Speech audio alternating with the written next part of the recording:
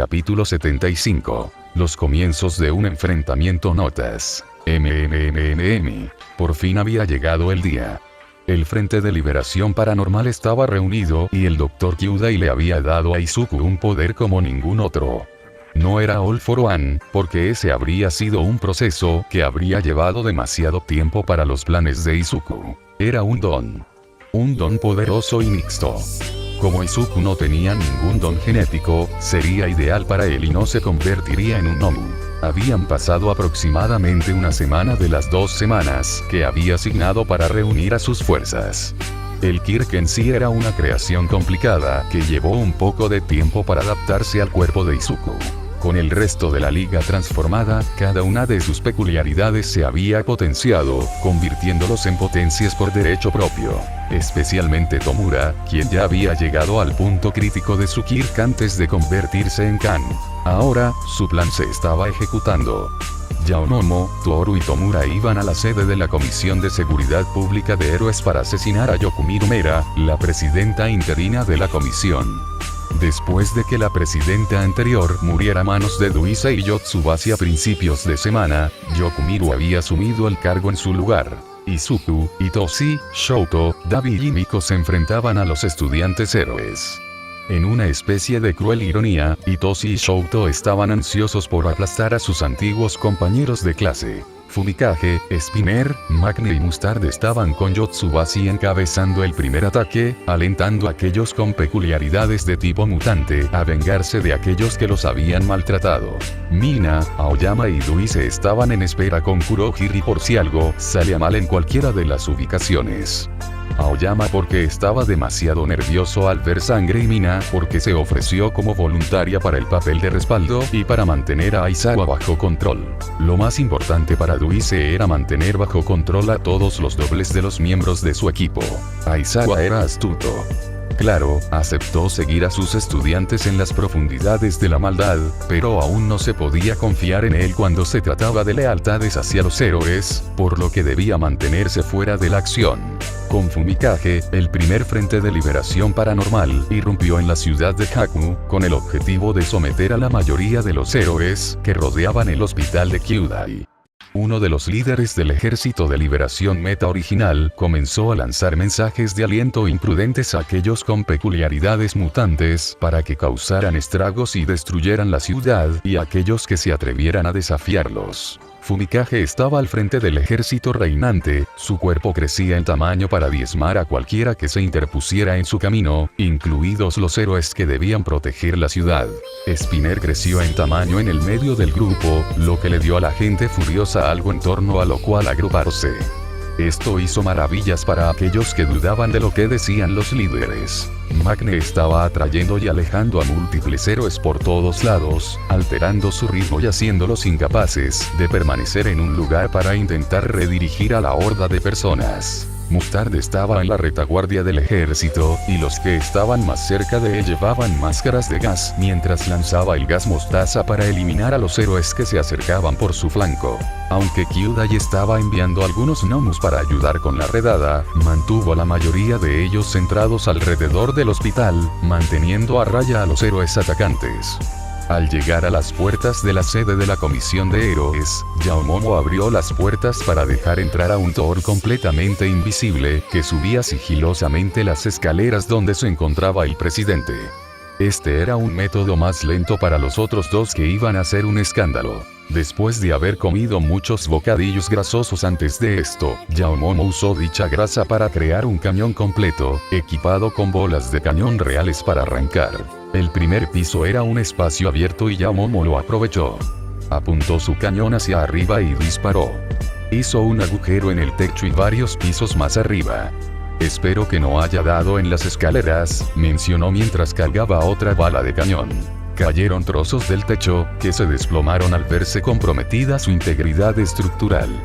Yaomomo fue al otro lado del edificio, donde disparó otro, destruyendo las columnas. La gente huía del edificio sin molestarse en detenerlos.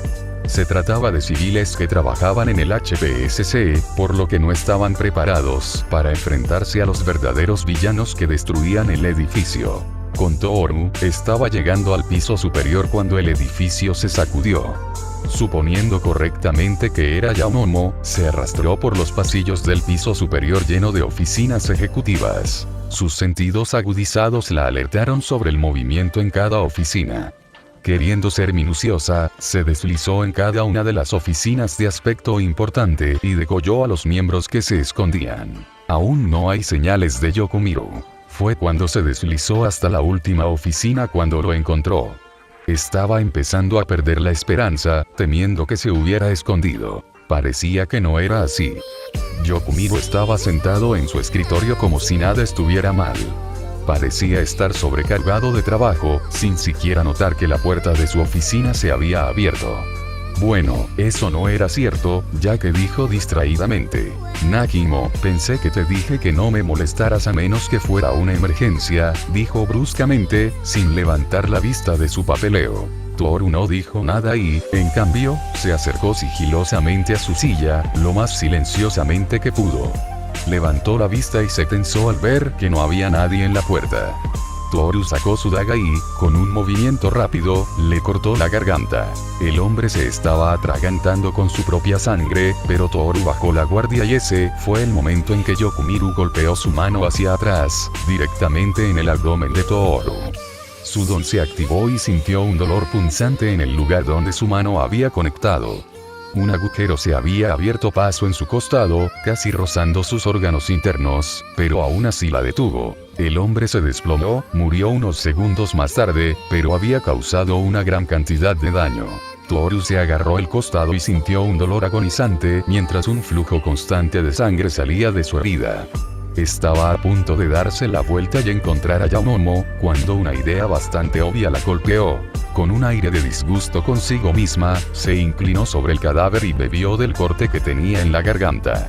Mientras bebía, siguió mordiendo el cuello y arrancó los tendones que conectaban la cabeza con los hombros. A pesar de su disgusto, Toru podía sentir como el agujero en su estómago se volvía a coser. No era un proceso agradable y le picaba muchísimo. Finalmente sintió que el agujero se cerraba cuando el edificio se sacudió y la cabeza de Yokumiru quedó destrozada. La sangre se esparcía por todos los papeles de aspecto importante que se habían esparcido en montones desorganizados cuando el hombre se desplomó. Secándose la sangre de la boca con la manga, Toru salió de la habitación, tomó las escaleras en ese extremo del pasillo y llamó a su canal en su comunicador para avisarle a Yaomomo que estaba saliendo del edificio y que la chica de la creación podía soltarse sin tener que tener cuidado de no golpear a Toru. Con Yaomomo, ella y Tomura recibieron el mensaje y ambos estaban preparados para hacer que el edificio colapsara. Yaomomo soltó una bala de cañón más, esta vez en dirección a la mayor parte de la columna que sostenía el edificio. Entonces, llegó el momento del movimiento de Tomura. Todavía en el vestíbulo de entrada, Tomura dijo: «Yao, sal del edificio, no necesito que te dejes atrapar por mi don», le dijo. Todavía no lo había probado realmente, pero sabía que este poder podía destruir ciudades si no tenía cuidado. Yaomomo siguió su consejo y salió del edificio, se dirigió a uno cercano y fabricó un pequeño pero poderoso trampolín con sus brazos. Se subió a él y esperó la señal de Tomura. El hombre la miró y asintió. Fue entonces cuando saltó alto y se agarró del alféizar de la ventana de un edificio cercano. Tomura procedió a poner toda su mano en la pared del vestíbulo. La pared se sacudió, se agrietó y creó una fisura donde su don comenzó a funcionar. Saltó por la puerta mientras el edificio comenzaba a desmoronarse rápidamente y convertirse en polvo.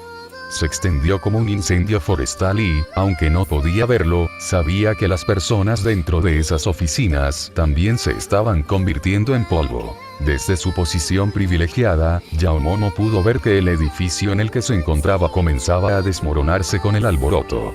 La mano de Tomura ni siquiera estuvo en la pared por mucho tiempo, solo un segundo. Cuando el edificio en el que se encontraba comenzó a esparcir la descomposición, saltó y volvió al suelo donde los escombros ya se habían extendido. Cuando ella misma no comenzó a descomponerse, declaró que era seguro caminar sobre él. Toru apareció con algo de ropa puesta, robada de un transeúnte, muerto, al azar. Miró los escombros del edificio que Tomura había convertido en polvo. Y de allí, los edificios que lo rodeaban. Los carteles publicitarios se estaban apagando y derrumbando, y fue entonces cuando el trío salió de allí, para no ser aplastados. No es que los matara, pero una lesión tan molesta solo los haría ir más lentos. Los héroes habían reunido tontamente a todos los estudiantes de primer año en un solo lugar, lo que los convertía en presa fácil de su emboscada. Lo que no esperaban, bueno, Izuku sí, pero, era que los estudiantes estuvieran preparados para su ataque. ¡Zas! Izuku saltó para esquivar las letras gigantes solidificadas de uno de los estudiantes héroes. Otro van fue seguido por una explosión. Estaban en el centro de Kioto, la ciudad había sido evacuada antes de eso. Inicialmente, Dabi había sido el que anunció su presencia. Las llamas que había usado habían derretido el vidrio del edificio al que se dirigían los estudiantes héroes. El vidrio se había derretido y el aire del interior ardía. Los estudiantes habían salido rápidamente y fueron recibidos por un glaciar cortesía de Shoto. Una explosión sacudió el glaciar y los trozos de hielo volaron por todas partes. Golpearon los edificios con tanta fuerza que atravesaron las numerosas ventanas. Fue entonces cuando Katsuki hizo su aparición, con su mano faltante completamente allí, e Izuku no tenía idea de cómo. Izuku había estado colgado de un rascacielos, observando cómo se desarrollaba la escena, cuando ese maldito estudiante, Fukidashi Manga, apuntó su ataque directamente hacia él, y tuvo que esquivarlo. Eso lo llevó al momento actual, donde Izuku esquivaba las palabras solidificadas dirigidas a su persona. Finalmente, se hartó de eso y se dirigió al otro lado del campo de batalla, donde pudo observar la expresión en el rostro de Uraraka Ochako cuando vio a Itoshi y Shoto. Itoshi, especialmente, ya que lo conocía desde hacía más tiempo. Ella apretó los dientes con ira y rencor, la angustia en su rostro fue breve antes de desaparecer. Apretó los puños y extendió un brazo hacia atrás como si estuviera a punto de arrojar algo. Shoto se paró al lado de Itoshi y, al ver este movimiento, extendió el brazo y produjo otro glaciar. El glaciar se rompió. Cuando la niebla del impacto se disipó, el brazo de Uraraka estaba muy magullado, pero no roto. Tomó un gran trozo de hielo que estaba a su lado y puso sus 5 dedos sobre él. Procedió a recoger el trozo como si no pesara nada y se lo arrojó a Shoto. El trozo de hielo que arrojó pasó volando junto a la cabeza de Shoto, pero no lo alcanzó. Shoto ni siquiera se inmutó. A su lado, Itoshi se lanzó hacia Uraraka. Antes de que pudiera golpearla, Azuitsuyu lo interceptó y le dio una patada en la cara. Itoshi se deslizó hacia atrás varios metros, gruñendo en dirección a la chica rana. Azui se estremeció ante la malicia dirigida a ella. Especialmente cuando los ojos de Itoshi se tiñeron de un color magenta. Se lamió los labios con una lengua larga, sonriendo ante el miedo en los rostros de sus antiguos amigos. Shoto era menos expresivo que Itoshi, pero aún así amenazante por derecho propio. Iluminó su mano derecha con escarcha y su mano izquierda con fuego. Se preparó para atacar, cuando Katsuki lo interceptó y se enfrentó a Shoto en batalla, dejando a Itoshi con Azui y Uraraka. Katsuki sonreía ferozmente, entusiasmado por intentar vengarse de esos villanos. Sus explosiones sacudieron el suelo y partieron el hormigón. Apenas inmutaron a Shoto, que disparó contra el rubio. Izuku permaneció en las sombras, contento de ver cómo se desarrollaba todo. Fue entonces cuando Fukidashi regresó al grupo, presumiblemente para informar que había perdido de vista a Izuku. Aunque no podía leer los labios del estudiante de historietas, sí podía hacerlo con el que estaba hablando, Riniryu. Estén alerta, ese villano probablemente todavía esté aquí. Fukidashi asintió y se dirigió al final de la formación de los estudiantes. Mientras Itoshi y Shoto peleaban, Himiko estaba peleando con 2 chicas de la clase 1B, Shiozaki Ibara y Komori Kinoko. Shiozaki estaba creando problemas para Himiko con sus enredaderas, incluso mientras las esquivaba hábilmente. Siendo una hábil lanzadora de cuchillos, Himiko clavó con éxito una en el hombro de Komori, quien justo en ese momento había lanzado esporas en dirección a Himiko. Antes de que las esporas pudieran alcanzarla, Himiko fingió beber un frasco de sangre. Cuando Shiozaki lo destruyó antes de que pudiera hacerlo, Himiko soltó una risa enloquecida mientras explicaba que atraía a Nomu, incluso a ciudades de distancia. Los ojos de Shiozaki se abrieron de par en par, mientras saltaba hacia atrás como si Himiko fuera una Nomu. Komoko no dudó en nada y saltó hacia adelante, con la mano cubierta de esporas. Himiko saltó alegremente hacia adelante, agarrando el cuchillo alojado en el hombro lleno de esporas de la estudiante heroína y sacándolo con fuerza. El cuchillo en sí también estaba cubierto de esporas, y Himiko lo usó a su favor corriendo a una velocidad previamente desconocida y arrojando el cuchillo una vez más, donde esta vez se alojó, y por lo tanto, las esporas, en la espalda de Shiozaki. Justo entre sus omóplatos. Shiozaki gritó cuando las esporas penetraron en su torrente sanguíneo. Komori obviamente intentó revertirlo, pero parecía que, una vez que reaccionaba a material orgánico pequeño como glóbulos rojos, dejaba de estar bajo su control. Ibara. Gritó Komori, corriendo hacia ella y bajando la guardia para ver cómo estaba su amiga. Fue entonces cuando Himiko atacó. Shiozaki estaba de rodillas y se retorcía furiosamente. Komori se inclinó sobre su amiga caída, haciendo todo lo posible por eliminar las esporas que le coagulaban la espalda. Himiko aprovechó ese momento para correr hacia ella, deslizándose junto a Komori y cortándole profundamente el cuello, casi decapitándola. Komori se desplomó sobre su amiga herida, muerta. Himiko se rió y fue a por Shiozaki, pero en el último segundo saltó cuando las enredaderas de Shiozaki se dirigieron directamente hacia ella. La siguieron mientras intentaba acercarse, y esta danza de esquivar duró solo unos minutos más, cuando las enredaderas colapsaron mientras Shiozaki también moría por pérdida de sangre y cuando las esporas finalmente llegaron a su corazón. Algunos de sus compañeros de clase se reunieron en la escena, ya que no pudieron intervenir debido a las enredaderas de Shiozaki y su radio indiscriminado. Himiko se escabulló, salió por una sombra cercana y reapareció en la parte superior de un edificio cercano, fuera de la vista. Cerca de allí, Dabi se enfrentó a 4 estudiantes héroes. Kirishima e Hirou, Tetsu, Tsunotori Pomi y Tokage Setsuna. Cada uno de ellos estaba dando pelea. Pero Dabi tenía experiencia en enfrentarse a un grupo grande, por lo que realmente no estaba teniendo muchos problemas. Estaba claro que se estaba deleitando con sus llamas, no quemando su cuerpo, como se vio por él constantemente encendiéndose en llamas. Envió torrentes de llamas azules hacia los estudiantes héroes, la mayoría de los cuales esquivaron. Los que no lo hicieron fueron los que pudieron resistir, es decir, Kirishima y Tetsu, cuyas peculiaridades podían manejar ese ataque. Izuku pudo ver a esos dos acercarse sigilosamente a la posición de Dabi. Tsunotori envió sus cuernos en dirección a Dabi, y el villano tuvo que esquivar el camino mientras también continuaba con sus llamas para mantener a raya a los estudiantes.